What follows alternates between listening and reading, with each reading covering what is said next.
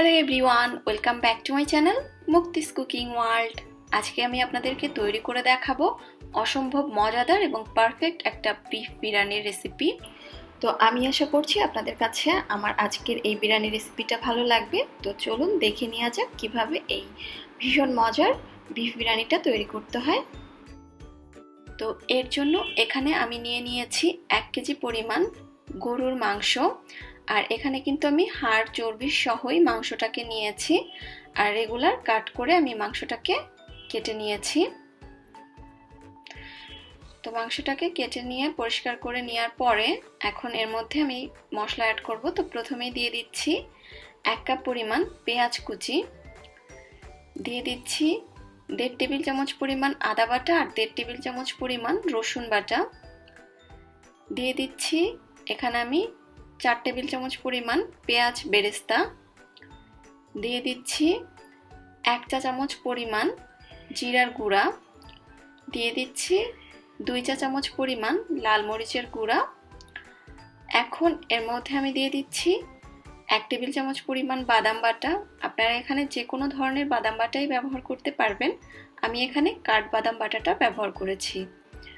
এখন এর মধ্যে আমি দিয়ে দিলাম 1/4 কাপ পরিমাণ পানি ছড়ানো টক দই। এখন এর মধ্যে আমি দিয়ে দিচ্ছি 3 টেবিল চামচ পরিমাণ বিরিয়ানি মশলা। এটা বাজার থেকে কিনে আনা বিরিয়ানি মশলা, আপনারা যে কোনো ব্র্যান্ডেরটাই ব্যবহার করতে পারবেন। আর এর মধ্যে কিন্তু গোটা মশলাও আছে, তাই আর এর মধ্যে আমি কোনো ধরনের গোটা মশলাও ব্যবহার করলাম না। দিয়ে দিলাম স্বাদ মতো লবণ। লবণটা একটু বুঝে দিবেন, কারণ অনেক প্যাকেটজাত বিরিয়ানি মশলায় কিন্তু লবণ থাকে। তো এখন এর মধ্যে আমি 1/2 কাপ পরিমাণ তেল দিয়ে দিলাম, আর এটা পেঁয়াজ বেরেস্তা করে নেওয়া তেলটা। তো এখন হাত দিয়ে সবকিছু খুব ভালোভাবে মেখে নিব।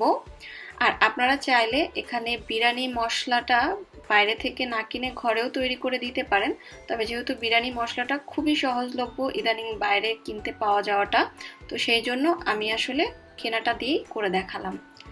এবার মাংসটাকে আমি 1 ঘন্টার জন্য ম্যারিনেট করে রাখবো। হাতে সময় না থাকলে ম্যারিনেট না করেও আপনারা রান্নাটা করতে পারবেন। তো 1 ঘন্টা পর চুলায় আমি একটা হাঁড়ি বসিয়ে দিয়েছি, আর এর মধ্যে আমি ম্যারিনেট করা মাংসটা দিয়ে দিলাম। মাংসটা দেওয়ার পরে চুলার জালটা আমি ধরিয়ে দিয়েছি। চুলার জালটা ধরিয়ে নেওয়ার পরে এবার ঢাকনা দিয়ে ঢেকে চুলার আঁচটা মাঝারিতে করে আমি প্রায় 7-8 মিনিটের মতো জাল করে নিব। 7-8 মিনিট পরে আমি এখন ঢাকনাটাকে খুলে নিচ্ছি। আর ঢাকনাটা খুলে নেওয়ার পরে খুব ভালোভাবে সবকিছু একত্রে একটু নেড়েচেড়ে মিশিয়ে দিচ্ছি।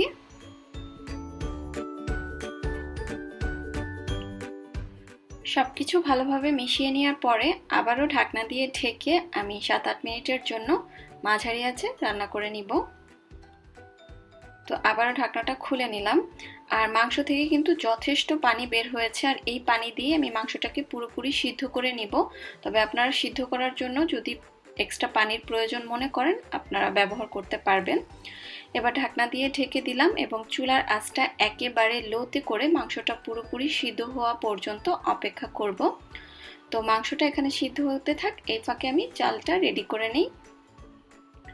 তো বিরিয়ানি রান্না করার জন্য এখানে আমি নিয়ে নিচ্ছি মেজারমেন্ট কাপের 3 কাপ পরিমাণ কালিজিরা পোলাওয়ের চাল।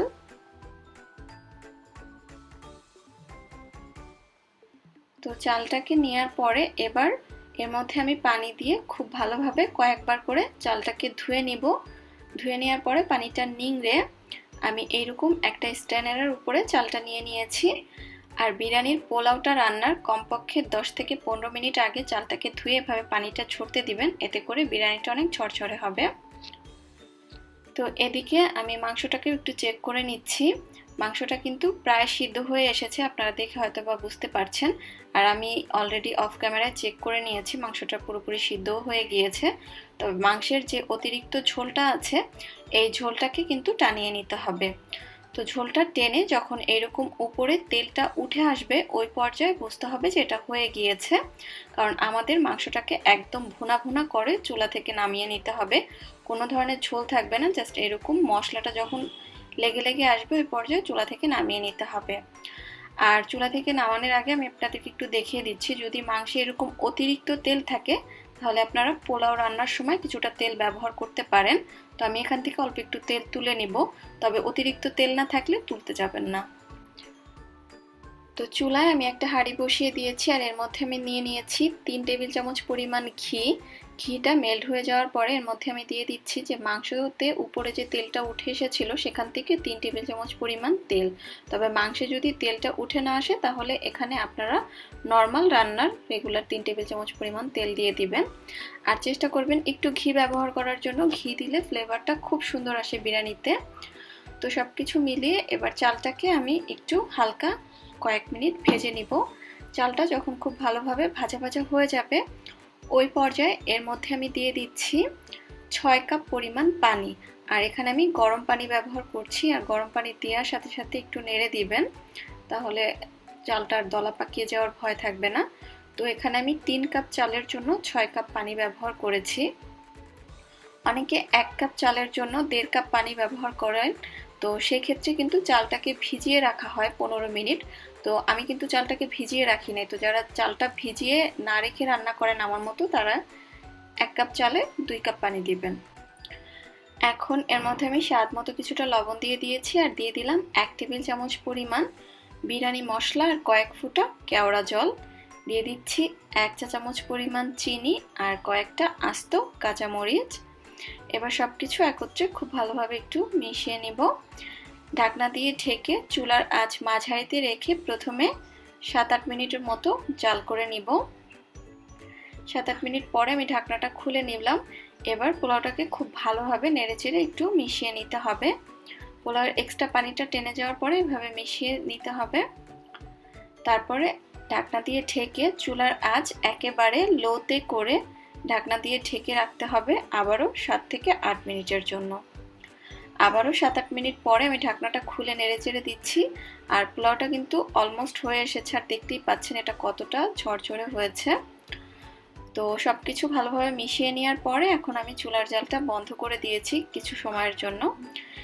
এখন আমি যেটা করব, এখান থেকে অর্ধেকটা পরিমাণ পোলাও তুলে নিব। তো পোলাওটা আমি অর্ধেকটা তুলে নিচ্ছি, আর অর্ধেকটা হাঁড়িতেই রেখে দিব। তবে পরিমাণে বেশি করলে আপনারা আরও একটু বেশি করে তুলে নেবেন। তো বাকি যে অর্ধেকটা হাঁড়িতে রয়ে গিয়েছে এটাকে আমি একটু ছড়িয়ে দিচ্ছি। তো ছড়িয়ে নেওয়ার পরে এখন এর উপরে আমি কিছুটা পেঁয়াজ বেরেস্তা ছিটিয়ে দিচ্ছি। দিয়ে দিচ্ছি সামান্য একটু গুঁড়া দুধ, আপনারা চাইলে মাওয়াও দিতে পারবেন। এখন এর উপরে আমি দিয়ে দিচ্ছি সেই রান্না করে রাখা মাংসটা। আর মাংসটা কতটা ভুনা ভুনা হয়েছে আপনারা হয়তো বা দেখেই বুঝতে পারছেন। তো মাংসটা এরকম ভুনা ভুনা করে চুলা থেকে নামিয়ে নেবেন। এবার মাংসটাকে ছড়িয়ে দিচ্ছি। আমি যেহেতু অল্প পরিমাণে রান্না করছি, তো আমি কিন্তু মাংসটা একটা লেয়ারেই দিচ্ছি। আপনারা যদি বেশি পরিমাণে রান্না করেন তাহলে একটা চালের লেয়ার, একটা মাংসের লেয়ার, আবার চালের লেয়ার, আবার মাংসের লেয়ার, এভাবে দিবেন। তো আমি আবারও কিছুটা পেঁয়াজ বেরেস্তা ছিটিয়ে দিয়েছি, আর কয়েকটা আলু বোখারা, আর কয়েকটা কিশমিশ, আর একটু গুঁড়া দুধ ছিটিয়ে দিয়েছি। এবার এর উপরে আমি বাকি চালটা দিয়ে দিচ্ছি। তো বাকি চালটা দিতে দিতে এই ফাঁকে আপনাদেরকে একটু বলে দেই, আমি কিন্তু নতুন আরেকটা চ্যানেল খুলেছি, যেটার মধ্যে খুব অল্প উপকরণে অল্প সময়ে তৈরি করা যায় এমন কিছু রেসিপি শেয়ার করে থাকবো আমি। তো আপনারা চাইলে সেই চ্যানেলটা সাবস্ক্রাইব করেও আমার পাশে থাকতে পারেন। আমি আশা করছি আপনারা আমার এই চ্যানেলটা যেভাবে সাপোর্ট করেছেন ওই চ্যানেলটাকেও একইভাবে সাপোর্ট করবেন এবং একইভাবে আপনারা আমার পাশে থাকবেন। তো আমি চ্যানেলের লিঙ্কটা ডিসক্রিপশন বক্সে দিয়ে দিব, অবশ্যই চেক করে নেবেন, আর ভালো লাগলে সাবস্ক্রাইব করে রাখবেন। তো পোলাওটা দিয়ে দেওয়ার পরে উপর দিয়ে ভালোভাবে আটকে দিলাম এবং সামান্য একটু পেঁয়াজ বেরেস্তা ছিটিয়ে দিয়েছি। এখন এর উপরে আমি সামান্য কয়েক ফোঁটা জর্দার রং পানিতে গুলিয়ে রেখেছিলাম সেটা দিয়ে দিচ্ছি। এটা টোটালি অপশনাল, শুধুমাত্র দেখার সৌন্দর্যের জন্য ব্যবহার। এবার ঢাকনা দিয়ে ঢেকে চুলার আঁচ একেবারে লোতে করে আমি 10 থেকে 15 মিনিটের জন্য এটাকে দমে রেখে দিব। আর আপনারা যদি পাতলা হাঁড়িতে ব্যবহার করেন তাহলে নিচে একটা তাওয়া দিয়ে নেবেন, তাহলে আর নিচে পোড়া লাগার ভয় থাকবে না। তো আমি প্রায় 15 মিনিট দমে রাখার পরে সব কিছু এবার মিশিয়ে নিচ্ছি। তো এই বিরিয়ানিটা সার্ভ করার আগে এভাবে একটু সব কিছু তুলে সাইড দিয়ে মিশিয়ে নিয়ে সার্ভ করতে হবে। বেসিক্যালি কাচ্চি বিরিয়ানি যেভাবে কেটে সার্ভ করা হয়, এই বিরিয়ানিটাকে ওইভাবেই মিশিয়ে কেটে সার্ভ করা হয়। আর আপনারা দেখে হয়তো বা বুঝতে পারছেন যে বিরিয়ানিটা আসলে কতটা ঝরঝরে হয়েছে এবং পারফেক্ট হয়েছে। তো এবার আমি গরম গরম সার্ভ করে নিব।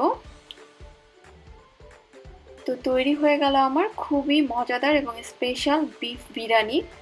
আমার খুবই পছন্দের এই বিরিয়ানিটা, আশা করছি আপনাদেরও ভালো লাগবে। ভালো লাগলে একটা লাইক দিবেন এবং যারা আমার চ্যানেলে নতুন বা এখনও আমার চ্যানেলটি সাবস্ক্রাইব করেননি তারা প্লিজ আমার চ্যানেলটি সাবস্ক্রাইব করবেন। আজকের মতো তাহলে আমি এখানেই বিদায় নিচ্ছি। সবাই খুব বেশি ভালো থাকবেন। আল্লাহ হাফেজ।